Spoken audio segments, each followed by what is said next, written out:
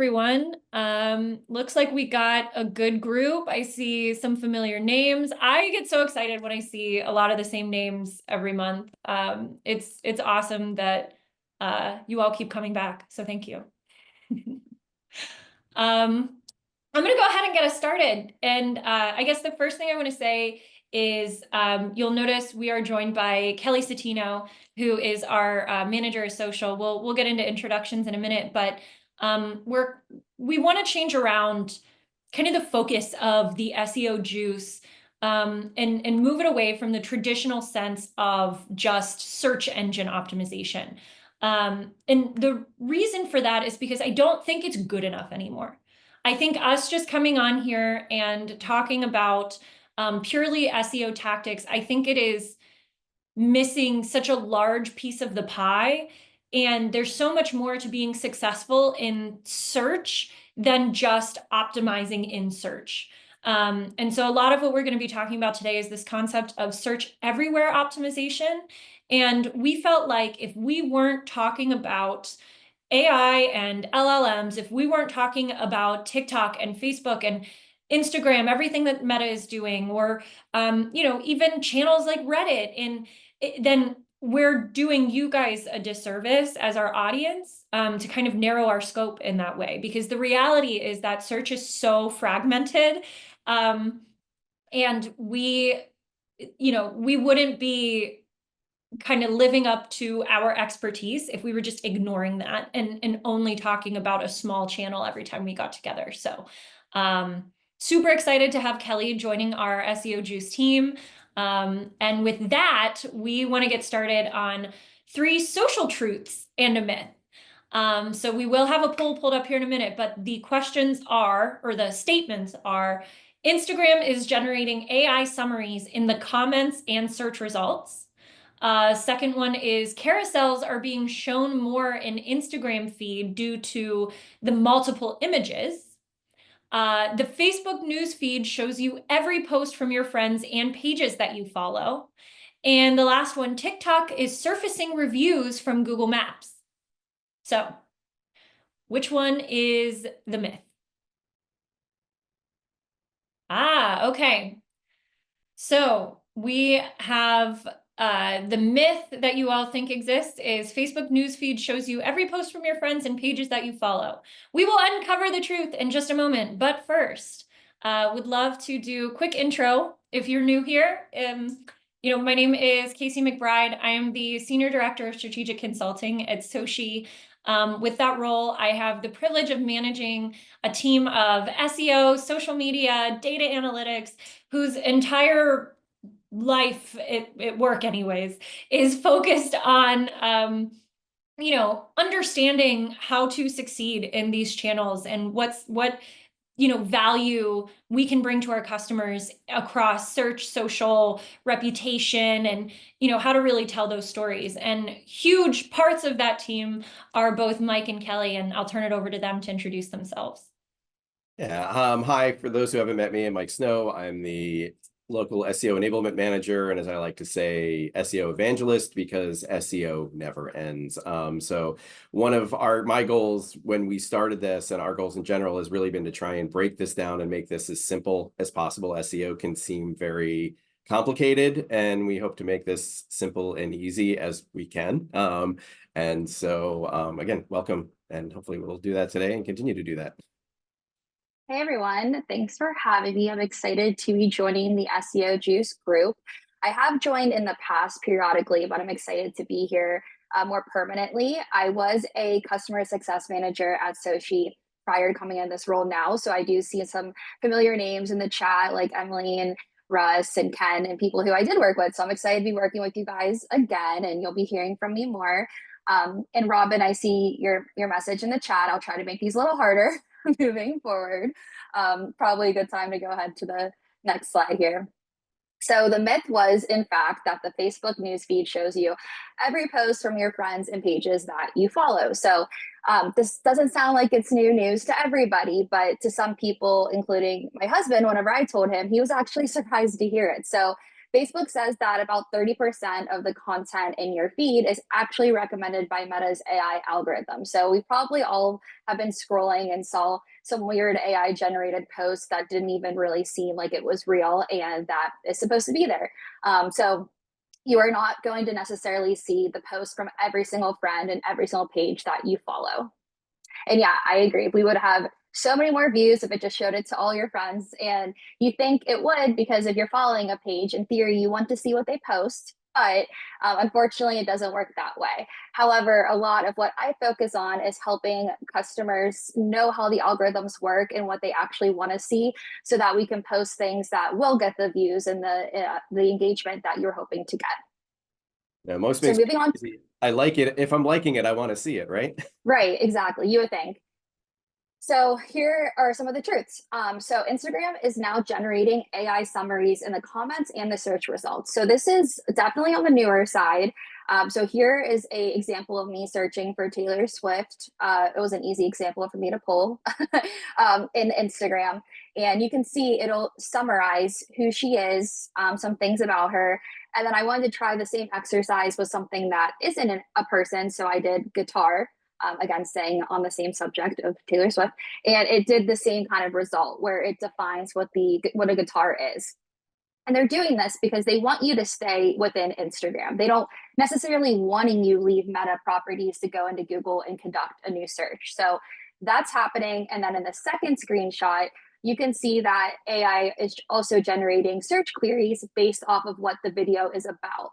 The best way to optimize for this so that the query shows up that's relevant to your post is to make sure you have text overlay, closed captions, you have a copy or caption on the video that explains what you're talking about, because you actually cannot control what is AI generated in the comments, but it will take from your video to generate it on its own. So again, to make sure that it's relevant, you want to make sure you have the text overlay.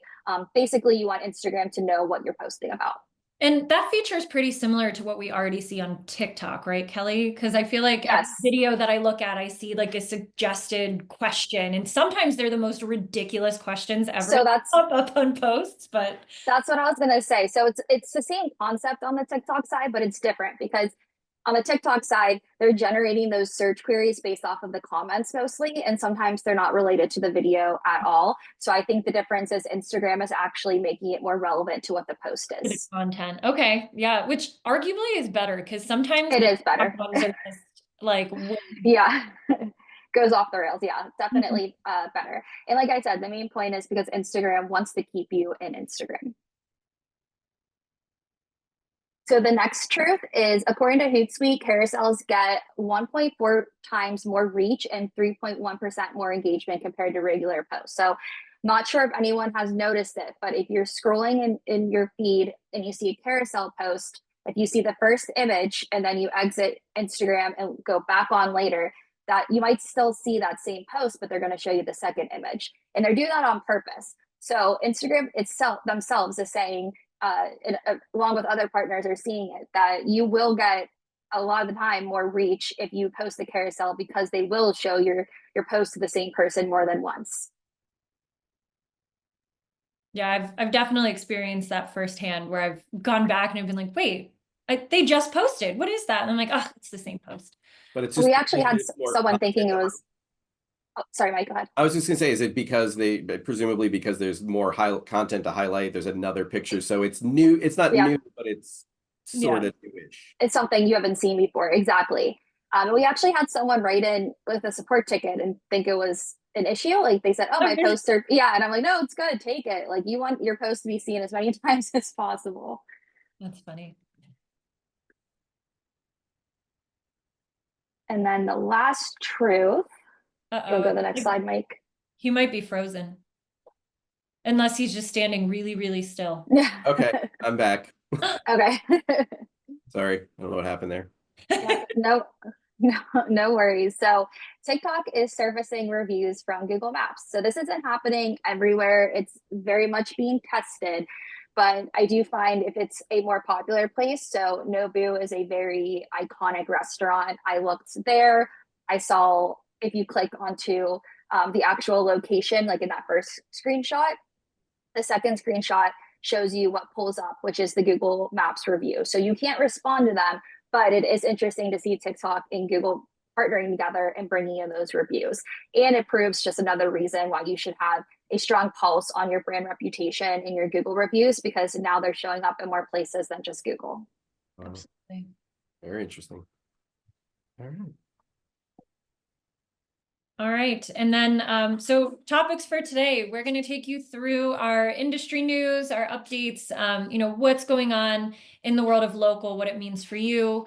We're going to talk a little bit more about what we mean by search everywhere optimization, why we are bringing Kelly into the fold, why we want to expand our conversations beyond just optimizing for Google, because it's just really, really important to your overall success. We're going to talk a little bit about opportunities within the Google business profile that you're not necessarily thinking of that are beyond just the local pack optimizations. We get into our basic checkbox optimization, your categories, attributes, things like that. And then I have a caught in the wild to share with you all. All right. Yeah, go ahead. I was just gonna say, for those who've missed old SEO juices, want to get caught up on what it is we're doing, just want to put this here. We'll have it at the end again too, but you can click scan to, if you're a SOCi customer, these are all available in SOCi afterwards. So is the presentation, so is any links that we might talk about. And if you're not a customer yet, there's another link to see that here as well. So we'll put this up again at the end. And then reimagine. Reimagine. I actually have my Reimagine shirt from, I think 2 years ago was Chicago. I was rocking that today. It's in Chicago again this year. Highly, highly recommend anybody, please join us, whether you're a customer or not. It is an awesome conference. We have Gary Vee speaking, Lisa Landsman from Google, Kelly Ryan from AI, and a ton of other really awesome speakers. I also will be a speaker, but I'm not nearly as interesting as these guys. Kelly and Mike will be doing some really great breakout sessions. We are so looking forward to seeing you there. Looking forward to you guys joining us. All right. So let's get into the industry news. Casey? Industry news. So every time we report on an algorithm update, a little bit inside of me cringes because I feel like, people tend to make a bigger deal out of them than they actually are. The reality is that Google is constantly doing algorithm updates. In June 2025, core update is no different. Now, this is a core update. This is a larger update from Google. What they say is this is a regular update designed to better surface relevant, satisfying content for searchers from all types of sites. That's what they do with every kind of update. They're constantly looking to improve relevance, accuracy, really just reinforcing the best customer experience.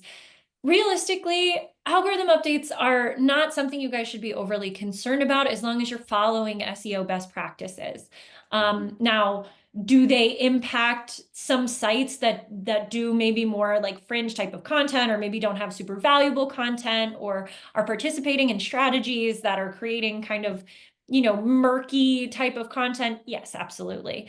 But we actually don't see in the world of local too much impact. I think where we see the most impact when algorithm updates occur is if it's changing like the UI, like the UX of the landing page. So, if now there are less local packs, or the local packs shift around, or there's new features that pop up, yes, absolutely, it would impact some of your metrics. But in general, I don't like to stress out about algorithm updates. I encourage you all to not stress out about them either, but we do like to at least keep you informed when these things are happening, so that a few months from now, when we're looking at our performance from June and July and we're like, what's going on?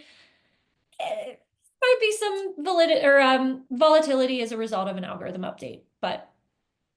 And to your point, they can affect, I think the biggest effects I've seen when there have been algorithm updates, there's one last year in June, that was the spam update that was just for pages. But people that had poorly optimized pages did see a hit in their GBP because local pages are a large part of that algorithm. And we found a lot of them were ones that had like intrusive interstitials. Like if you went on mobile and you brought up your page and some, like a deal came up that you couldn't pass, Google could put a penalty on that. And we saw people that had those kind of sites tanked and then had to work to get those back up. So if there's an issue, I've found more often than not, it comes from bad linked pages, but it could be almost anything.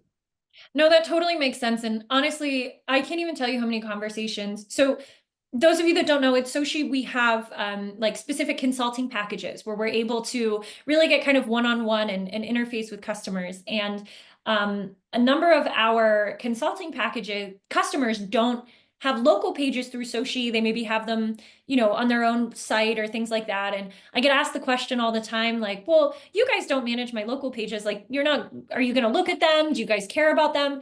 And I tell every customer the same thing, like I would be remiss not to look at your local pages because they significantly impact how your business listings perform. So to Mike's point, like it might affect you if you don't link to the right kind of page experience, if you have some issues with the landing pages that you're linking to on your business listings, definitely something to consider. All right, next up, this was very interesting. We actually talked about this or revisited this in last month's anniversary SEO Juicer. We said a year ago when the algorithm was leaked, there was some people that looked at it really closely, people a lot smarter than us and technical, and they saw that user behavior was a ranking factor, even though Google has been denying it for years. And it makes sense that Google denies it because if you know that user behavior or engagement is a signal, then potentially you have the rise of click farms and other things to try and boost that. But there was a recent filing that Google put in for their trust ranking patent. And again, some people that are really smart about reading these things kind of realize and notice that as part of their trust, it is about engagement, right? The trust comes from customer engagement. I always liken it to the analogy of if you're driving every day past these two new restaurants, Friday comes around, you want to go out and eat, which one are you going to go to, right? You're going to want to go to the one that you see a lot of people going to. It makes sense that Google's doing this. It's not a surprise to see this here. It's just good to get that validation that this is happening. Why they ever shied away from admitting that this is happening in the first place. I mean, it seems pretty obvious to me. So to your point, like, at least we've been validated. Yeah, exactly. So really the takeaway here is just, you know, continue to do those things that show trust, right? You want to get people engaging with your pages, engaging with your listings. The best way to do that is to keep creating content, create opportunities, like even just something as simple as answering reviews can create engagement because someone may leave a review because they see you're answering them. So even just something as simple as that can do that. So always think about what is going to get someone to do something that's engaging with you that Google can see, obviously. This one, you know, I thought it was so funny. So Jeff Dean is Google's head of AI.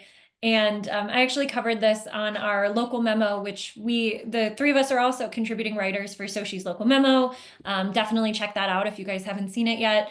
But he said, index freshness is something I and many others at Google have worked on for many years. And the original tweet was, if you're using open search tools offered by closed LLM providers like Anthropic or OpenAI, be aware that these companies use their own search indexes, which are not updated in real time or even regularly. And quite frankly, this is a really, really good point. In fact, as SEOs, we've known for a long time and we've battled for a long time the reality that Google's really fresh. Google tries to update its index so frequently and has become the master at keeping its index as up to date as possible, as real time as possible. And so AI tools from Google, arguably, like, you know, Gemini or AI mode, what have you, arguably will have that fresher, you know, library of content, library of index to pull from. Whereas other LLMs, though I'm sure they will figure out a way to keep it fresh and up to date eventually, but that's a hurdle that they have to climb that Google does not have to climb. So that is something to keep in mind when, you know, we talk about kind of the battle of all of these LLM providers. Google kind of has an edge over its competition when it comes to this. Yeah, I will say it's funny. A couple weeks ago, I was looking for something very specific and I was using ChatGPT because I wasn't finding it elsewhere. And it gave me a bunch of results. And every time I clicked, I think almost every link they gave me was going to a 404 or a dead page. And eventually it had to admit the thing I was looking for didn't exist anymore. Like it was a product that I was trying to find. But it took a while. Like it was trying to give me answers that just weren't right. Yeah, actually, you know what? You bringing that up anecdotally, I was looking for I think it was a sunscreen or something like that. I wanted like a natural, I'm really into more like natural skincare, not, less chemicals, stuff like that. And it did, ChatGPT gave me a list of recommendations. It gave me a link. I clicked on the link and Amazon didn't have it anymore. And then I tried to search a bunch of other websites. None of them had it anymore. And I'm like, well, thanks, ChatGPT. Yeah. Um, And every time I asked it, it would be, oh, whoops. oh, You know. you're right. And what's interesting, another thing, and I don't know if any of you read it, I thought I read something recently that they were going to focus more on informational and like research stuff. And yesterday, I don't know if not everyone has saw this, but I tried to do a bunch of local searches and I was not getting the same local results. I was getting more of, here's how you find these things rather than telling me. So I don't know if they're moving away or others have seen the same thing, but I'm wondering if that's a part of it or the part of the why. Yeah, I saw what you shared with us. I hadn't experienced that, so I wonder if they're just kind of experimenting a bit there. But Yeah. um, yeah, just an interesting thing to kind of keep in the back of our minds, especially as Google, continues to advance and our AI tools. Um, that's definitely going to be relevant for local businesses that have promotions and Mm, hours updates, even, and more like real-time needs that that's other LLMs might not be able to take advantage of. true. And speaking of LLMs and AI, I just thought this was a really interesting article. So Liz Reed, who's the head of Google Search, had a really good interview with Semaphore, talked about a lot of things, but one of the kind of overarching points that she made, which I kind of what I want to get across from this article, is that it's not a matter of AI or search. We've had a lot of questions of like, what are you doing about AI directories and things like that? Well, there isn't an AI directory. They don't have those things. That's why ChatGPT has a deal, I think, with Bing where they're using some of their places data. They don't have that directory. What they have is information from everywhere that a model is looking at and trying to give you answers. But what she kind of said is it's more of AI in search. This idea that AI is going to help augment search. It's going to help it get better ranking results. I could see black hat SEO techniques, like these ways to kind of game your way to the top, not working as much anymore because LLM should be able to recognize that kind of gaming, right? So not to be contradictory here, I did Mm. see something on LinkedIn, and I'll have to maybe we'll Oh, send it out the example. I wonder if you saw the same example, but yeah. somebody hid. Now this is definitely black hat SEO, but they took like white text on a white background and Mm. put themselves as like the number one leading SEO expert or something like that. And then they ran an AI search, I believe it was ChatGPT, Uh, and it pulled that exact text and then generate it was like, there are many experts in the SEO world, here's a list, but the number one SEO expert is so and so, and it was the and verbatim hidden text on that web page. And mm. so I was kind of like, ooh, it maybe we haven't gotten as eloquent yet as we need to be, like Google may be to. Yeah, and I think for Google, I think I put this more on Google. Like Google understands search. I think Google, like from an LLM perspective, they would be my guess. And again, just putting speculates. This is all speculation, right? This idea that if I had an AI overlay on Google search, I'd be wanting to find patterns like that. And I look at more like patterns, like creating pages to do certain things, whatever that might be. Yeah. So, but I think the takeaway here, though, is when it's working right, it should mean more, maybe you get fewer impressions, but you should get more qualified leads because those people that are trying to game the system, hopefully it will push more of them out.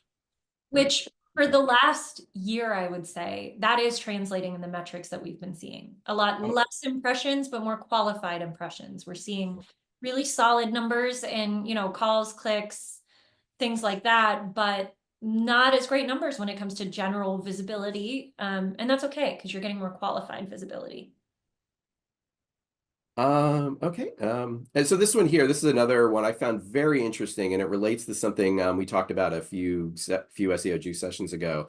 But Bright Local published this study focusing on near me searches. And they found that 46%, so nearly half of consumers still say they always or often add near me. I find I add near me depending on the kind of search it is. If it's ambiguous, if it's local, I'll add a near me. But they also found that they may do it just not as often. We've talked about this before, I think, on here, that near me type searches are down. And I think it's because Google is inherently figuring out if it's local or not. But what I really found interesting here is not just who's using near me and who's not, is the idea that most people aren't optimizing for near me. I get it. You're not putting near me on your page, and I don't know that you want to. It is a little weird. But what I did find interesting in here is 25% of local packs did not have a linked local landing page. And this kind of mirrors a little bit. There was an article or study that I pointed to a few months back where they found that about 1/3 of local pack results were appearing in AI overviews. So that means like 1 in 3.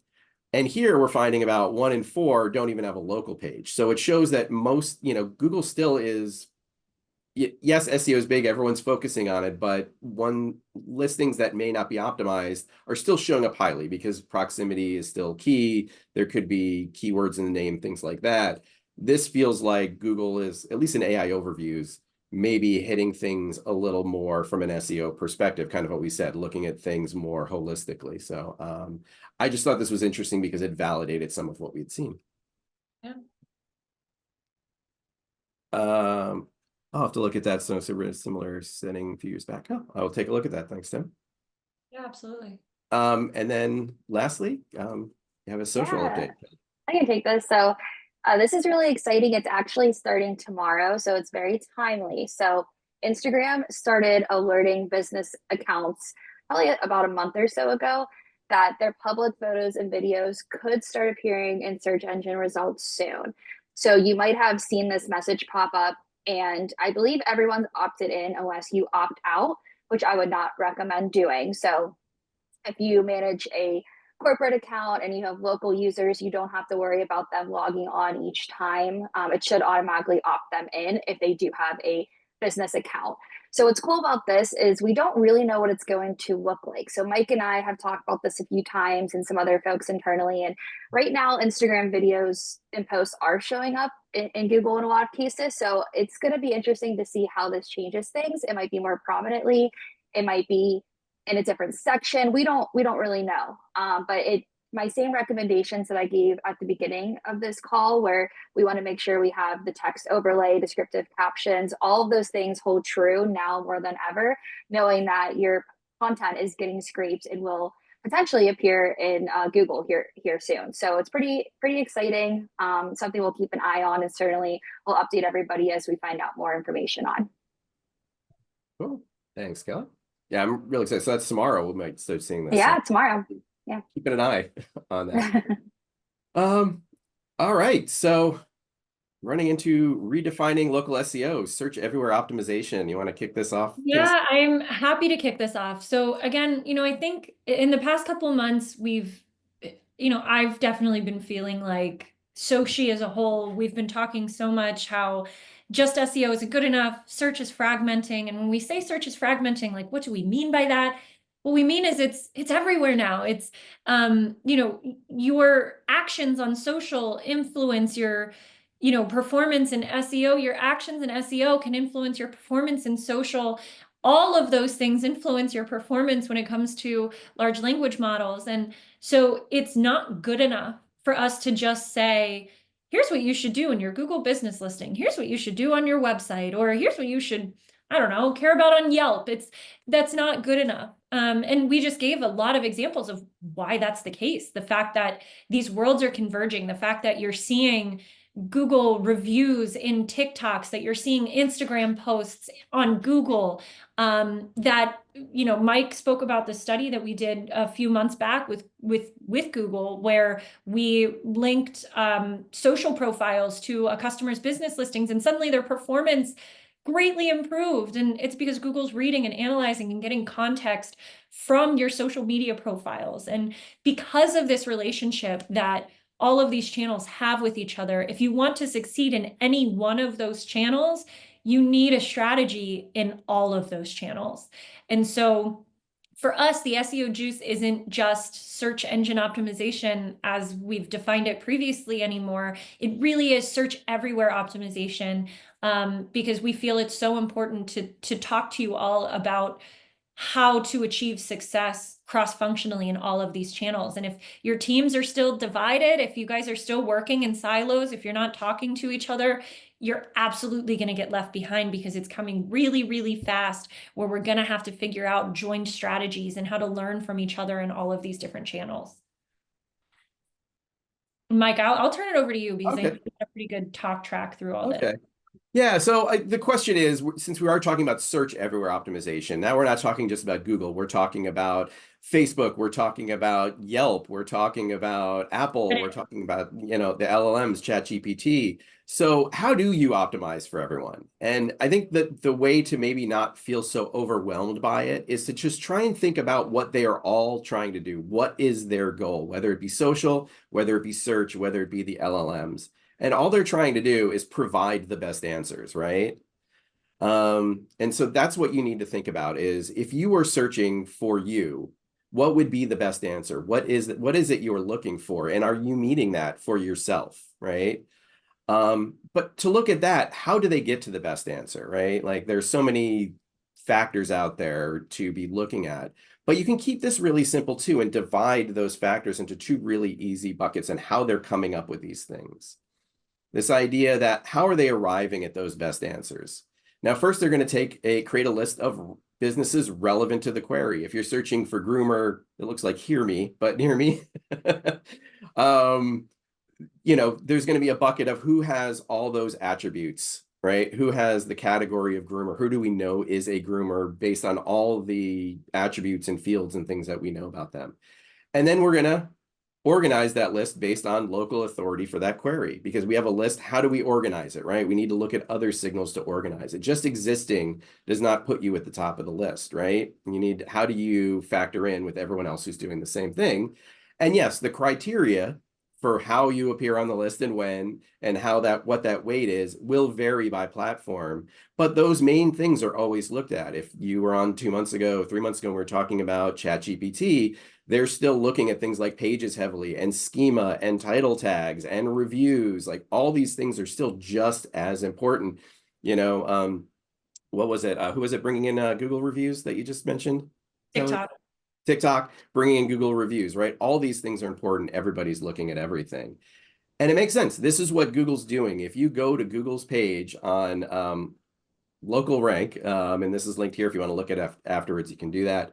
There are 3 factors that they primarily looked at that fall into this. Relevance, which is what I talk about, which is having a complete profile, adding all the details and all the things that they have available.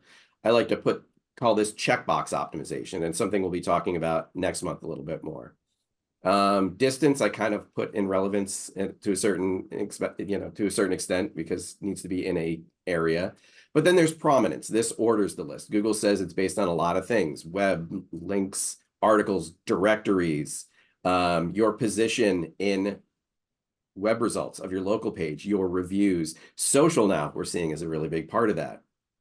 And so why is this the case? And what is everyone doing? Well, if I like to, when I'm talking about SEO, especially for those when I do a course on just SEO in general, I like to get back to search engines, search before search engines, because it really is, Google, social, AI, they're all trying to recreate the experience that we had before any of this existed, right? You move to a new town, you need to find something. What do? You go to the phone book. That was kind of the #1 directory. That was the Google. But you had other directories. You might have had like savers that had like, local businesses in them, all these different kind of papers that you could find businesses from.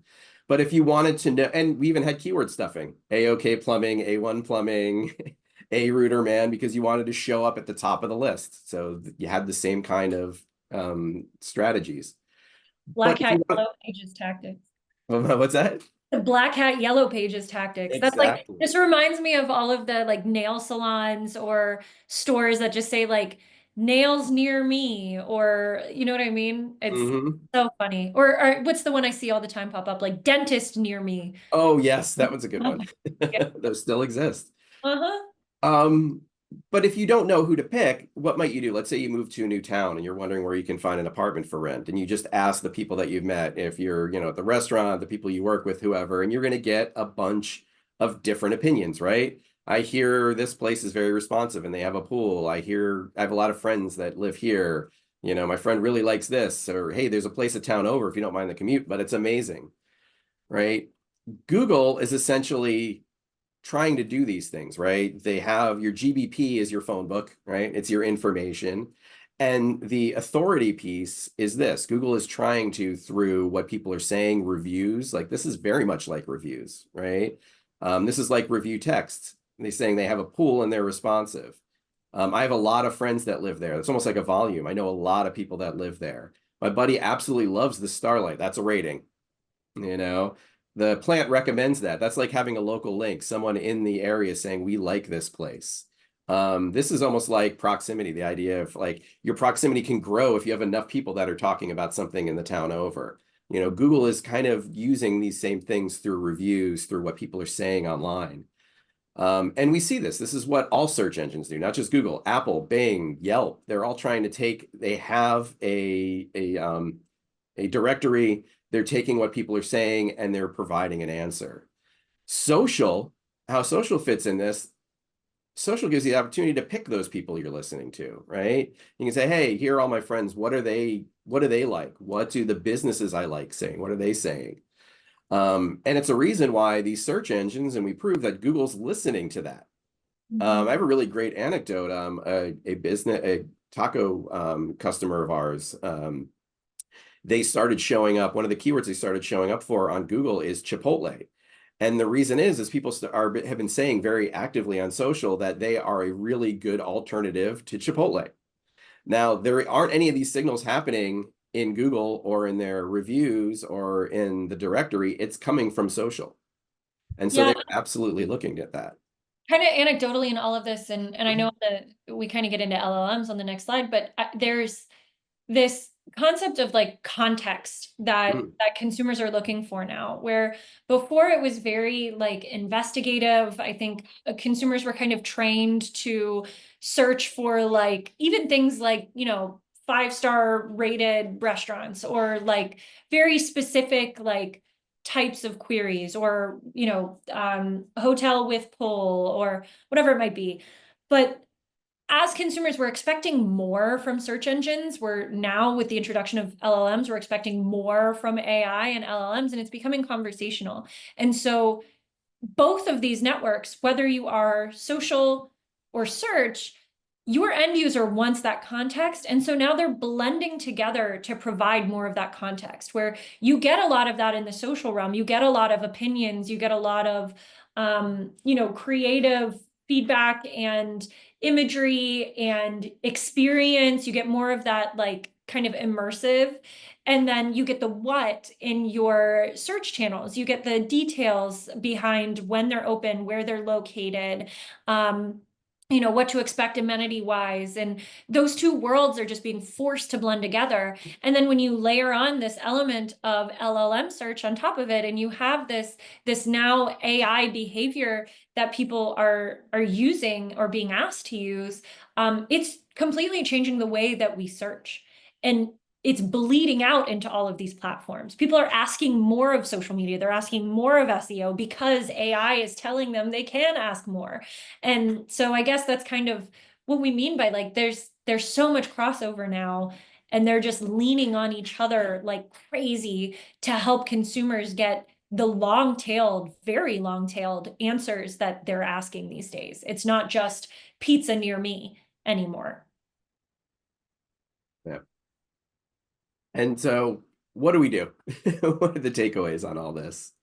So it's obviously not enough to just put up your information, right? Anymore. If you want to be found, you need to be relevant on the list and you need to be prominent. You need to be talked about. So again, all these same basic SEO practices apply, and we're going to continue to talk about these over the coming months. Things like accurate information, obviously, being well rated, not just with good reviews, but good frequency of reviews. We found that come into play a lot.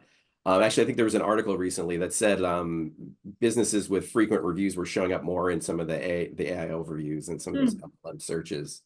Focusing on developing partner links and mentions rather than unrelated backlinking. People are still talking about unrelated backlinks being talked about in your industry and in your area where you exist are the things that are going to have the most benefit. Don't neglect social. Obviously, that's what we're bringing everything together here, and just be the best answer in your area.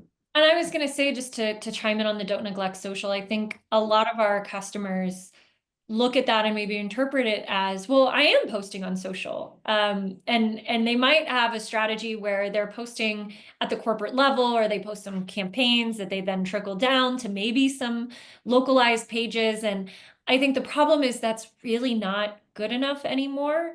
Again, customers are craving that context. They're also craving authenticity, especially in social channels. And so it's not really authentic, and I'm sure we'll talk about this in future sessions, but it's not really authentic to have a one-size-fits-all social post that flows out to, my local Facebook page for, I don't know, what brands are nearby. Actually, the customer might be on here, but like Rita's Italian Ice or something. Like, you know what I mean? I want to maybe see more information about my local shop.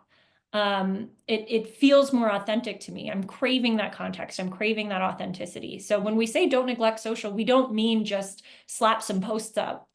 That's like the bare minimum, and it's not good enough. Well, so knowing we're already down to the last a little bit of time, I'm going to talk about beyond the local pack. I'm going to keep this quick because we don't have a lot of time. Yes. I may actually post some follow-up, like 5-minute videos on each of these things to give you a little more context. But there are other opportunities not on GBP, I shouldn't have said GBP, but in Google search results that you're definitely missing out on. We talk a lot about the features that are on the actual listing themselves, but there are a lot of other features that appear in other areas that provide additional search visibility, right? Like opportunity to be seen outside of the local pack. Things like discovered through photos, which I've talked about a little bit, and we'll talk about a little more. Short video carousels that are appearing now. AI-curated local results can give you a lot of information. I think that was in the, the Caught in the Wild last month. In stores nearby offer events I talk about way too much, but they are all other. The reason I talk about things like that so much is it is another way to be found, right? And so I'm going to go through a little bit of each of these, what they are and how you can optimize for them. So starting with discover through photos, highlighted this, I think a couple months ago, something that we've seen here, where if you do a search within the Google Maps app, what we see is in the number 1 or 4 position, you're going to see something called discover through photos.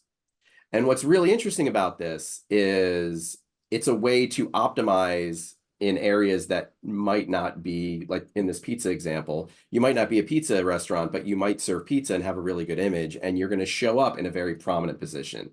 So if I'm going to skip those first 2 ads, this Portofino Pizzeria and Deli, when I do a pizza search, is the number 1 search result.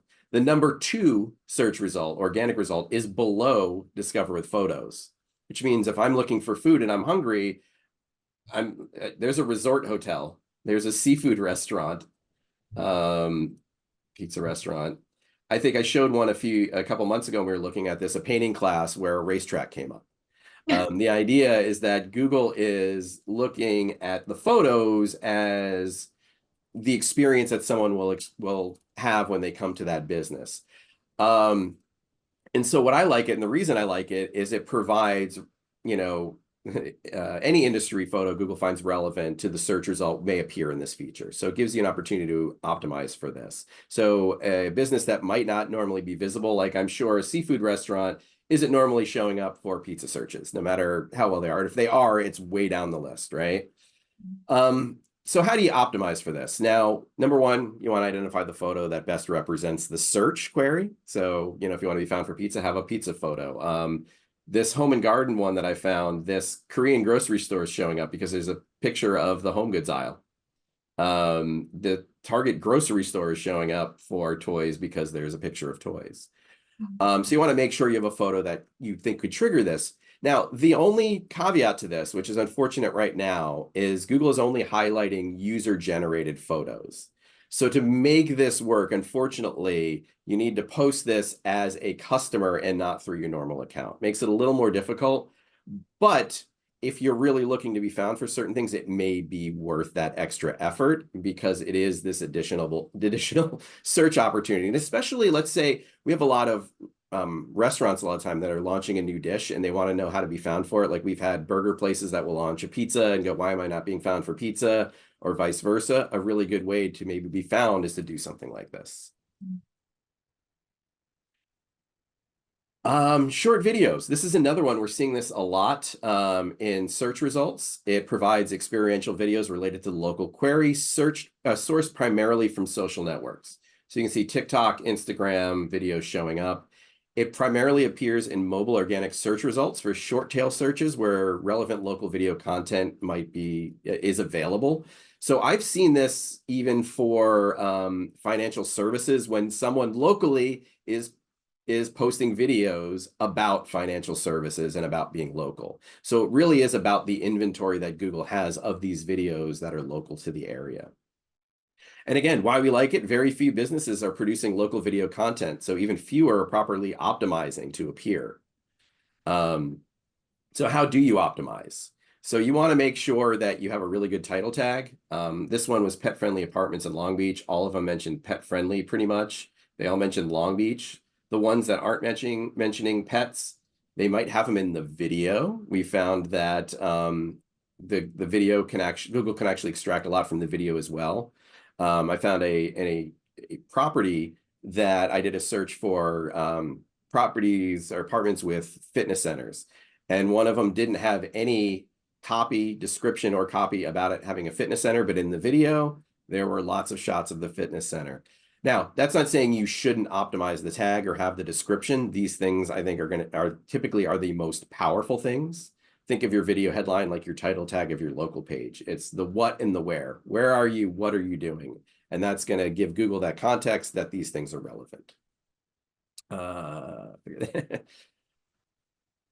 So here's just some other examples of things. Best dog groomers near me. You can see all these things show up. Car wash deals. Google is terrible with car washes. I found when you clicked on short videos for car wash, it was showing a whole bunch of videos about deals, and some of them are coming directly from the local businesses themselves. So I think, again, this is a really great opportunity. These video carousels, these short videos, aren't just coming from the businesses themselves. They're also coming from influencers and other people. But as a business, you can optimize, and you're the best source of truth about yourself, right? So Google will presumably give you a spot if you're optimized properly.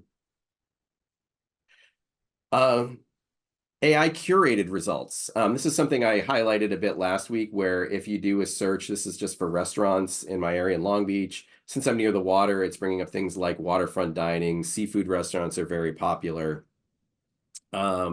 This feature will provide additional popular local queries to the original search query. Right now, I'm primarily seeing this for short-tailed food and beverage type of searches, usually where these type of things start. Why I like it, though, is it provides insight into the popular queries related to your business that you can then optimize for. So what do I mean by that? So let's say what I would start with is do a near me search or a city search, find out what's showing up.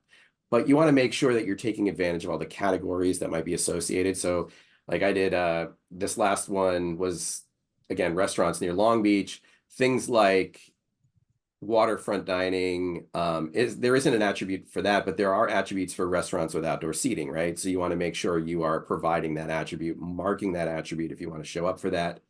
But also, if they're not, post photos for experiential queries.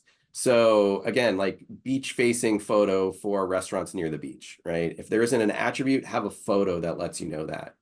And for queries where no photos or attributes or additional categories are going to apply, are going to maybe get that point across, like this one, smoothies with fresh fruit, smoothies with protein. Those aren't attributes, but they may be in your menus. Hopefully, you can talk about them in posts. You can have local page copy that informs them, but make sure there is a signal somewhere that Google can read to make sure you show up on these lists. Another one, in stores nearby. This, if you've done any product-based searches, again, it's really hot, so maybe you're looking for air conditioners near me. Below the local pack of places that have air conditioners and whether they're in stock or not, in stores nearby. This is great because it gives you a good visual of what you're looking at, and it gives you links to those that carry it. This is not only showing up in the SERP like this, but it can also show up in Google Maps results, which I'll show on the next page. So again, why we like it is it provides visual validation along with the product that they're looking for and where you can find it. And you can see here, this is from a Google Maps. I was looking for oat milk creamer. My wife can't drink dairy, so we'll look for things like that. And you can see besides Trader Joe's showing up in the #1 spot, the #2 spot is places where it is carried. So how to optimize, set up Google Merchant Center, and include product schema on product description pages. So if it's not pulling it from there, it can pull it from other places. And then lastly, I know I'm going through this quick, but we're almost at the end here. Nearby offers and events. I've talked about this a lot, so I'm not going to go into the details here. But if you're a restaurant or any kind of food and beverage business, if you're not taking advantage of this, you are missing out. Because this is, if someone's in discovery, who doesn't want to also save money? They might want to try you out if they know they're not going to spend a lot of money. And plus what Google has said specifically, things like your headlines are ranking factors. They can help you rank for specific queries outside of what you normally rank for. So here, taco stands near me. We have an Asian kitchen showing up. We have a seafood restaurant showing up. For brunch in Long Beach, we have things that you might normally think of like a sports cantina or some other places that are showing up in those kinds of searches. How to optimize, again, publish. Even though these features are bringing in things like regular Google posts, they're bringing in social posts. The best way to ensure that you're going to show up on here is to do it as a Google offer or an event post. That's the best way to publish these. The other ones aren't necessarily guaranteed. Optimize the post headline to include the keywords you want to appear for. Don't just let accompanying images and text do the talking. And something got cut off there, I'll fix that. But you can see, I searched for brunch near me. You can see brunches showing up in these, but also make posts that are timely. This was around Father's Day that I took this, so Father's Day is showing up as well. So you want to make them timely and you want to make them relevant. And don't let posts go stale. One of the things that you'll notice with the newer versions of these is they're showing up in order of when they were posted. So, once it gets past a week or two old, if you're in an industry where not a lot of people are posting, then maybe you're all right for a few weeks. If a lot of people are posting, you might want to post more often. So with that, these are other ways that you could show up. I will spend a little more time probably doing some little follow-up videos for these because there's a lot more to talk about here. But we wanted to save a little time for the things like checkbox optimization, new things that you can take advantage of. And Mike, I can take over from here. I wanted to let you get through that because I knew we were limited on time, because I know when I start chiming into something, we just Oh yeah. Checkbox optimization. Wow, that's a tongue twister. Yeah. So some new-ish Google Business Profile attributes for you to consider if you are a spa and you have sauna attributes or sauna services at your location, skincare treatments. If you are a car wash and you have car vacuum, free vacuums. If you offer like a membership, I see that being really common, or has towels. These are all really great attributes that you should absolutely take advantage of adding to your business listings. It's a really great signal for Google search. And also get to them before others do. It gives you the opportunity to be found for these before someone else starts adding these. And then that gives you more engagement, which helps your SEO, and that all builds on itself. I will say with spas, it's not just limited to spas. If you are a massage spa, you will have these attributes. But if you are a massage therapist, you won't. So it seems to be tied to anyone that is a category that's a spa related category. So let's say you are more of a massage spa, but you're using massage therapist because you think that's going to bring more traffic. You may find you want to reconsider it because now skincare treatments is part of it, is an attribute there, and you want to be found for that. So there's things to consider there. Absolutely. We don't have any new categories. Nothing came out. There was one, I think a Vauxhall dealer showed up and then disappeared again. I don't know what's going on there, but not that that's a US car that's sold a whole lot. So I was going to say, I don't even know what you're talking about. yeah. You don't watch a lot of Top Gear then. Don't.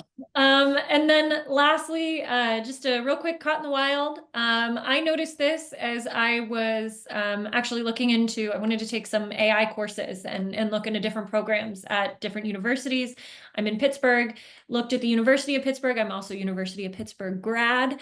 Shout out to Pitt. But I thought it was really interesting to see these super uniquely phrased buckets at the top of the listing. Now, this is only on the mobile experience, but the fact that it's pulling, whether it's an AI overview or it's like the notable alumni was interesting. I probably went through these a little fast, but where it pulled in like specific, people profiles, likely from like Wikipedia, stuff like that.